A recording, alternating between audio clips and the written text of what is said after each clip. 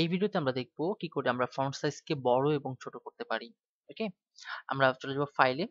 ঠিক আছে, ফাইল থেকে আমরা এখানে যদি যাই সেটা হলো সেটিং। হ্যাঁ,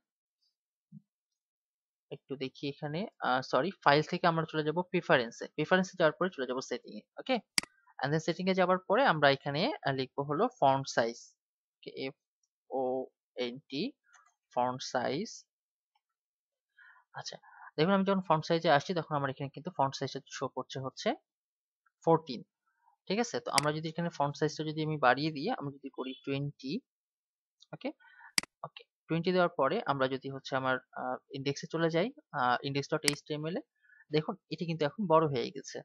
ওকে, তো আমরা যদি এটাকে আরো একটু বড় করতে চাই, আমি ফাইলে যাচ্ছি, ফাইলে যাবার পরে প্রিফারেন্সে যাচ্ছি, দেন সেটিং এ যাচ্ছি, আমি যদি এখানে লিখি font size 20, font size S I E, font size এখানে কত 20, আমরা চাচ্ছি যে এটা 24 হবে।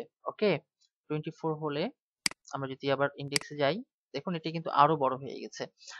তো আমরা পূর্বের অবস্থায় ফিরে যাচ্ছি, আমরা 14 রাখতে চাচ্ছি, অর্থাৎ 14 রাখতে চাচ্ছি। সেক্ষেত্রে পুনরায় ফাইলে যাব, প্রিফারেন্সে, দেন সেটিং এ যাবার পরে আমরা এখানে লিখবো ফন্ট সাইজ,